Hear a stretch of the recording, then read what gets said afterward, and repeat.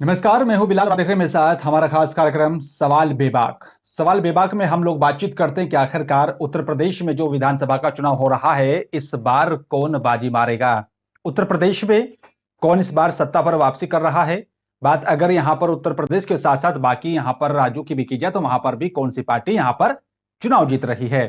खासकर हम लोग जो है बातचीत करेंगे उत्तर प्रदेश में होने वाले आज विधानसभा के चुनाव जिस तरीके से हो रहे हैं। 10 मार्च को नतीजे आने हैं कि आखिरकार इस बार मुद्दे क्या कुछ खास रहे। इस बार सबका साथ सबका विकास कितना सही साबित हुआ, या फिर जिस तरीके से विपक्ष लगातार सवाल उठा रहा था वो किस तरीके से उठाने में कामयाब रहे। इसी पर विस्तार से बातचीत करने के लिए मेरे साथ राजनीतिक विश्लेषक नागेंद्र शर्मा मेरे साथ सीधा लाइव जुड़ रहे हैं। उनसे जानने की कोशिश करेंगे कि आखिरकार विधानसभा के चुनाव को वो कैसे देखते हैं। नागेंद्र जी, सबसे पहले आपका हमारे चैनल पर बहुत बहुत स्वागत है।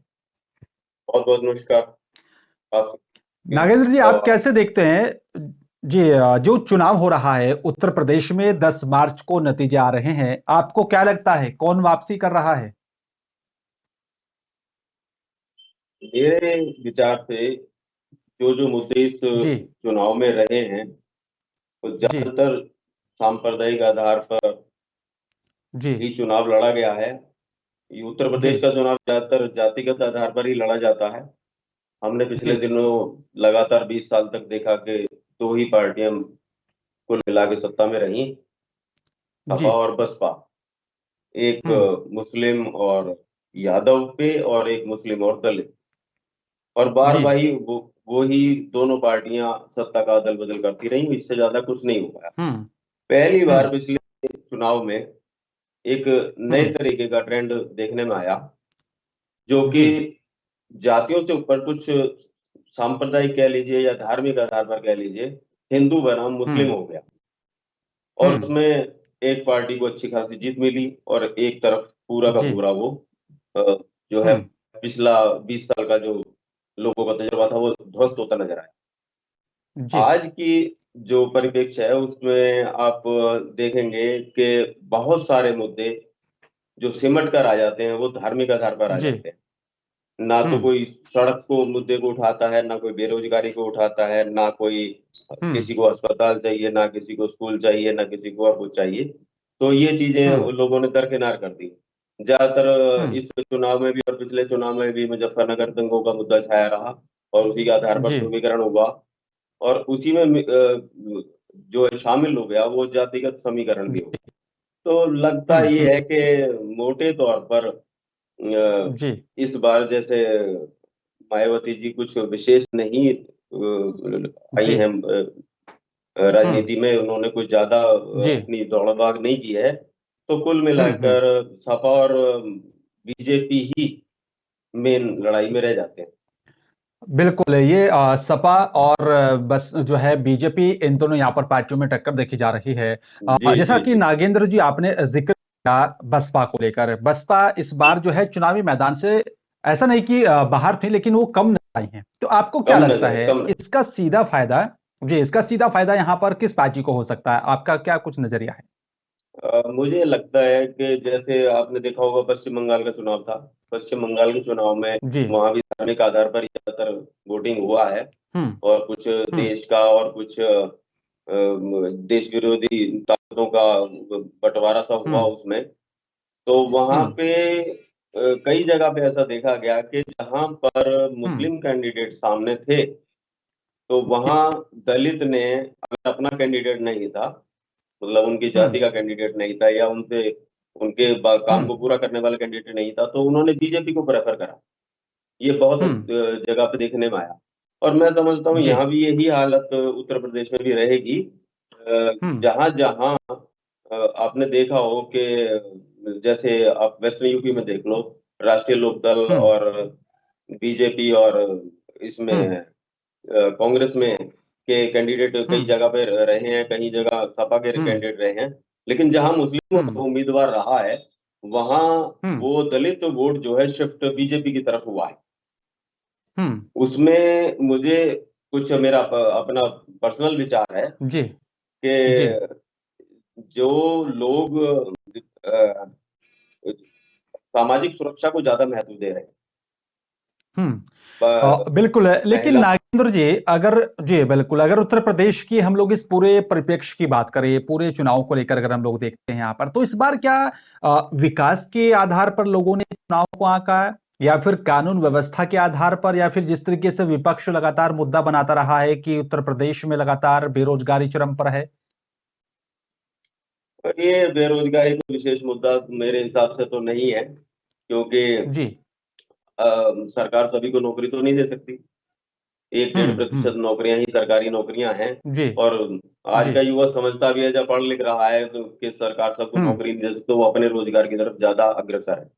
हम्म। तो बेरोजगारी कोई विशेष मुद्दा नहीं है। लोग अब चुनावी मुद्दे के तौर पे लोग इसे बनाते रहे तो बनाते रहे, लेकिन हम्म। आज का युवा आगे बढ़कर काम कर रहा है। रही हम्म। बात सामाजिक सुरक्षा की, तो लोगों की पहले हम्म। से भैंसें नहीं खुल रही हैं, मोटरसाइकिलें चोरी हम्म। नहीं हो रही हैं, और आगजनी हम्म। नहीं हो रही है। लोग हम्म। 6 बजे के बाद भी निकल रहे हैं, और पहले से अच्छा है हम्म। माहौल।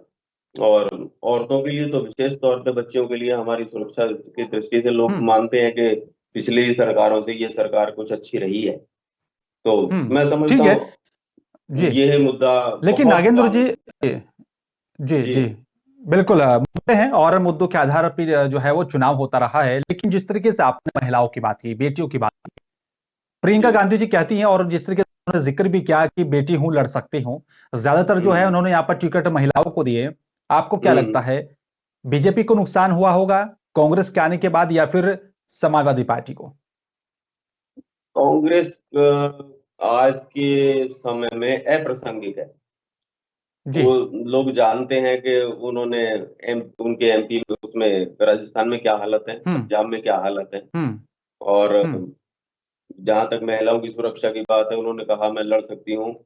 बेशक लड़ना हम्म। चाहिए। वो उस हम्म। परिवार से आती है जहाँ जो राष्ट्र की राजनीति में 70 50 60 70 साल तक बहुत हम्म। मजबूत दावेदार रहा है। तो लेकिन वो हम्म। मेरे समझ से ठीक से नहीं लड़ पा रहे। उन्होंने हम्म। मुद्दे को अपने को अच्छी तरीके से भुना नहीं पा रही हैं। हम्म। मुझे नहीं लगता उससे कुछ फर्क पड़ेगा कांग्रेस के आने से, सपा बसपा या हम्म। किसी और को। ठीक है, क्योंकि उत्तर प्रदेश में जो है कांग्रेस का वर्चस्व भी बहुत ही कम रहा है। हालांकि सक्रियता जिस तरीके से लल्लू कुमार और साथ ही दूसरी तरफ प्रियंका दिखा रहे थे, तो कहीं ना कहीं थोड़ा सा बढ़ सकता है ये आंकड़ा। लेकिन दूसरी हम्म। तरफ जिस तरीके से नागेंद्र शर्मा जी यहाँ पर सपा ने छोटे छोटे जो क्षेत्र उनके साथ गठबंधन किया और बीजेपी के हम्म। सामने डटकर खड़े हो गए। आपको क्या लगता है, जो हम्म। ये गठबंधन किया गया है, इससे नुकसान होगा? बिल्कुल, क्योंकि जातिगत राजनीति इस मामले जी। में उत्तर प्रदेश की राजनीति में तो विशेष महत्व रखती है। तो हम्म। छोटी-छोटी जो दल हैं, जो जैसे अपना दल है, पटेलों की राजनीति करता है। और हम्म। हम्म। छोटे-छोटे कई दल हैं जो अपनी-अपनी जाति, निषाद है, संजय निषाद हैं हम्म। और हैं। ये इस हम्म। जो छोटे दल हैं अपनी जाति के हिसाब से राजनीति करते हैं, तो अभी भी हम्म। फर्क तो पड़ता है। इसलिए जी। पड़ता है क्योंकि हम लोग जाति से अभी पूरा नहीं भर पाए हैं। अभी जो है हम्म। देश हमारे लिए सर्वप्रथम शायद नहीं बन लोगों के हम्म। लिए।